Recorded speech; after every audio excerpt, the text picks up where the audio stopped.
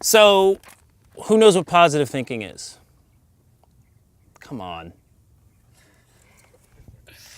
What do you think positive thinking is? There's no wrong answer. Well, there is, but it's not a big deal. It's thinking positively, right? There we go. Right? So, I want to be very clear. So, a lot of times, remember I said beliefs, feelings, action, results. Okay, that's the chain of events. But what happens when we have feelings we don't like? Like fear, doubt, nervousness. We think those are what? Negative. Thank you. He went to college. Not really.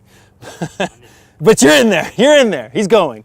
So you think they're negative, and because they're negative, right, words have meaning, right? So I work a lot with people on changing their rules so that they can do better. The words have meaning. So if you think these are negative and you don't want to feel negative, what are we doing?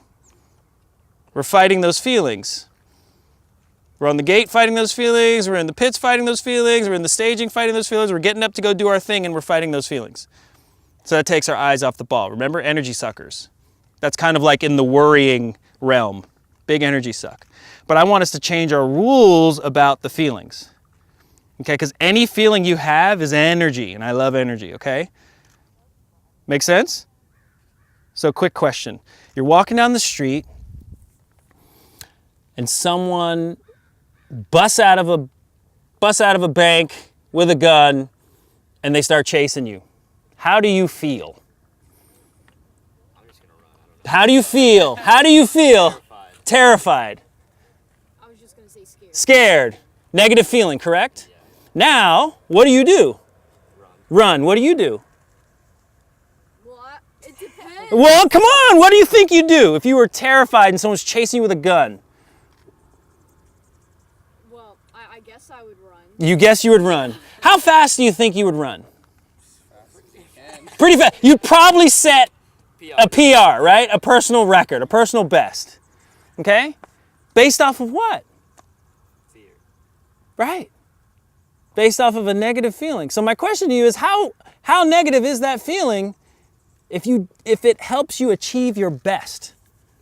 Not very negative, is it? It's useful. Right? So there's a belief there. The belief is, oh shit, he may kill me, right? That's a belief, and it's true, right? So you accept it. Dangerous. This is dangerous, okay?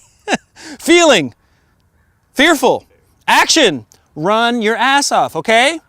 Result, I'm alive, right? Or maybe you make it to the police station, or maybe you find someone with a bigger gun. I don't know, but it leads to a positive outcome. And so the question is, the answer is, instead of fighting the negative feeling, fear, doubt, nervousness, so all that means is you care about this thing, right? You're at the race, and everyone has these feelings. They're called ants, right? Automatic negative thoughts. This is me stomping out the ants. You'll never forget this now. Stomping out the ants. So negative feeling, negative thought, what if? It's just energy. And so we have those trigger words that we can always go back to, and we can use that energy to fuel our performance, because we only know that it's perfect after it's done.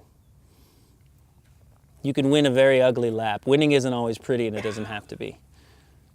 But that's the positive negative thing, is that in theory, like, there's feelings we want and there's feelings we don't want, but the truth is they can both work for you. Conversely, how many people have felt great, felt awesome, and you were watching the final? What happened? I don't know! Right? Because, so what happens is, I can tell you what happens with me. If I get to the track and I'm killing it and like just dropping people on the second pedal, and you know that feeling when it happens, you're feeling good. Might even be feeling confident. But sometimes those good feelings can allow you to take your eye off the ball too, which is what? Maybe you won't do that warm-up as thoroughly as you normally would. Maybe you won't cross your T's and dot your I's as carefully as possible. Maybe you're just relying on the feeling, and you actually miss a pedal towards the first jump. You actually get one less revolution. You see what I'm saying? So those mistakes still happen. So the deal is, the feelings are just energy. Feelings are fuel, feelings are fuel, feelings are fuel, feelings are fuel. I'll say it again, feelings are fuel, feelings are fuel. So remember that. So when you get a feeling you don't like, it's just energy. And then we go right to the energy giver, which is acceptance, gratitude, and focus. All right, we accept it. Like, I don't like the way I feel this. I don't like feeling this way. Okay, what am I going to do about it? What are you going to do about it? You're going to go on red. You're going to get backside. You're going to get forward and better. Pretty simple. So the more you learn about this stuff and the more you learn about yourselves, and we can kind of recreate the rules for our life, recreate the rules for our sport, especially in here, because really, like, when you're at this level and you're performing, it probably, even though you have a team and you have support, which is amazing, to some degree it feels like you're in a bubble. Like you're kind of in it on your own, especially when you're on the gate and in lane 8 maybe, on the big hill. But that's a good thing, right? We could view it as a good thing. It's like, okay, well, if I'm going to feel that way, why don't I make my own rules? Right? So while everyone else, well, the 7 other people on the gate are thinking, I have to be confident and I have to feel good and I have to take everything perfectly, that's a lot of energy they're wasting. And that's a lot of stress. Where you're sitting in any lane you want, just like, okay, I like this, I don't like that, I'm gonna make some new rules, right? And you make your own rules about your world. They just happen to be along for the ride, those 7 other people. They just happen to be bearing witness to what may happen, right? It's really about you in there. And so if we get caught up on positive and negative, if we can kind of view it as like, this is all here for us, right? Everything that happens doesn't happen to us, it happens for us, right? There's something I can gain from this. I don't need to feel, right? Here's a new rule. I don't need to feel great to do great. What? When I learned that, sky was the limit. When I learned that, it was like a whole different career for me.